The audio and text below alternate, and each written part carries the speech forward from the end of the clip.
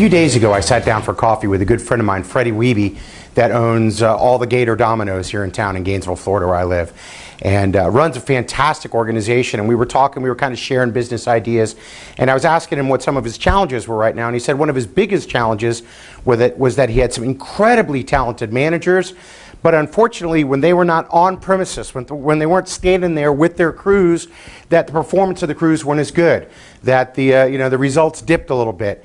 And it made me remember back to when I was an early manager and I had the exact same problem. I thought it was cool that everybody came to me for answers. You know, I thought it was neat that I was the only one that knew how to do stuff, or I knew how to do it better than everybody else, and I was always going around putting out fires and fixing everything. That wasn't until my mentor, who was 2 levels above me in the organization, came in and said, "John, do you realize that until you go from being a manager of people to a leader of other leaders, that this is as far as you'll get in the organization? You know, you have capped out here because this is as far as you can go because you're the only one that could do this stuff. You're the one that does it the best. You're the one that has all the knowledge in your head. You're the one that has to go around and fix everything. So this is about as many balls as you can juggle. And when you're not here, it isn't going to go as well because you're not here to tell everybody what to do."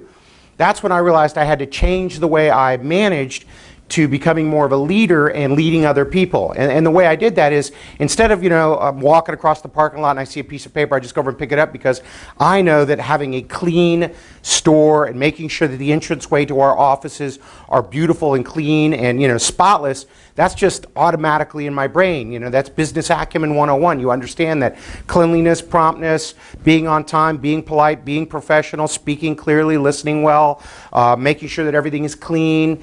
Those are just, the basics. You got to do that well, but not everybody that worked for me understood that as deeply as I did. So instead of just walking over and picking up a piece of paper, I would start to say, "Hey, look, a piece of paper. We need to keep this place clean. I'll go get that."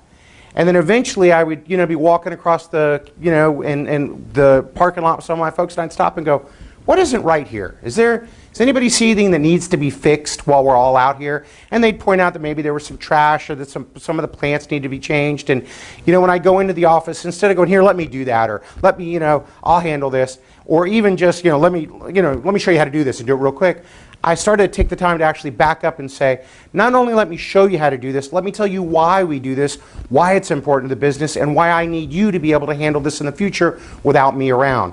So it wasn't just the how to or the what to do, but it was why to do it and explain everything behind it so people understood. John picks up in the trash in the parking lot because cleanliness is critical to great customer service and success of our business.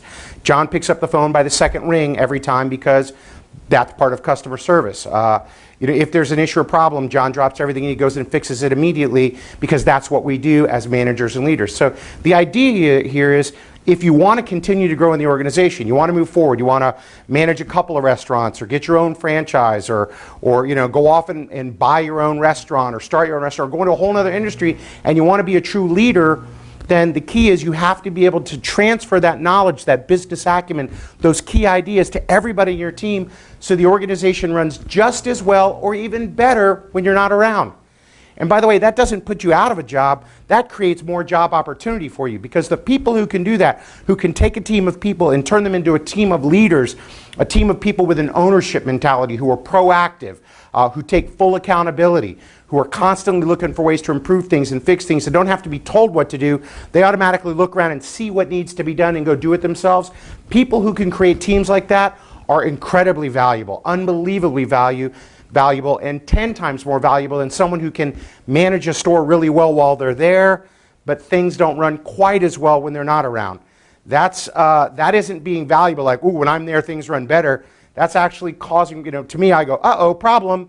Not doing a good enough job of helping everybody around them. So hopefully this video was helpful in you thinking about, how do I go from just managing things well to being a pretty good leader, to being a leader of leaders who teaches people what to do, how to do it, and why to do it, and then helps them create that business owner type mentality, that proactive, high accountability mentality that says, I don't need to be around, I don't need to be here all the time, because they understand what needs to get done, and they will do it consistently and flawlessly because they understand why it's so critical.